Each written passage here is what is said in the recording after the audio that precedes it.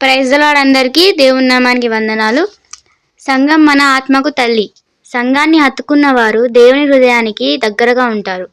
నా దేవుని మందిర ద్వారం వద్ద నుండుట నాకు ఇష్టం. కీర్తనలు 84:10. ప్రియమైన నా సంఘ కుటుంబమా, సంఘం మనకు కేవలం ఆరాధన స్థలం కాదు, అది మన ఆత్మకు తల్లి లాంటిది. ఇక్కడే మనం కన్నీరు తుడుచుకుంటాము, ఇక్కడే మనం బలాన్ని పొందుతాము, ఇక్కడే దేవుడు మనతో మాట్లాడతాడు. చిన్న పిల్లవాడు తల్లిని విడిచి ఉండలేనట్టు విశ్వాసి సంఘాన్ని విడిచి ఉండలేడు. ఎంత పని ఉన్నా, ఎంత అలసట ఉన్నా, ఇంటికి చుట్టాలు వచ్చినా, వర్షం వచ్చినా, ఎండ కొట్టినా, మన హృదయం మాత్రం ఇలా చెప్పాలి: నేను నా సంఘాన్ని విడువను. సంఘంలో అడుగు పెడితే మన భారం వెళ్ళిపోతుంది. ప్రార్థన వినిపిస్తే మన గుండె తేలికవుతుంది. వాక్యం వినగానే మన దారి మళ్ళీ వెలుగుతుంది. మీరు ఒక్క ఆదివారం కనిపించకపోతే సంఘం మిమ్మల్ని వెతుకుతుంది. మీ ప్రార్థన సీటు మిమ్మల్ని గుర్తు చేసుకుంటుంది. మీ స్థానం ఖాళీగా ఉండకూడదు.